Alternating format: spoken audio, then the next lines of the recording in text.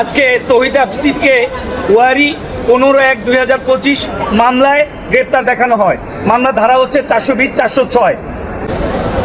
এই মামলায় তার বিরুদ্ধে এলিগেশন হচ্ছে উনি অন্য আরেকজনের সাথে মিলে টেলিগ্রাম অ্যাপসের মাধ্যমে ছাত্রছাত্রীকে বিভিন্নভাবে আহ্বান করতেন যে কাজ করলে পয়সা পাবে। এই কাজটা হচ্ছে ইউটিউব চ্যানেলের ভিউর মাধ্যমে স্ক্রিনশট দিলে টাকা পাওয়া যায়।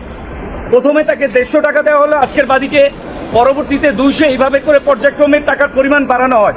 পরবর্তীতে তাকে বলা হয় যে বিকাশের মাধ্যমে একটা নাম্বার দেওয়া হয়, 5000 টাকা পেমেন্ট দিলে উনি আরও বেশি কাজ পাবে। এরপরে 2000, এরকম করে 2,35,000 টাকা বাদীর কাছ থেকে নেয়, কিন্তু কোনো রকম সুবিধা বাদী পায়নি। এই হচ্ছে আজকের সাবজেক্টিভ ম্যাটার। এবং তৌহিদ আফ্রিদিকে এই মামলায়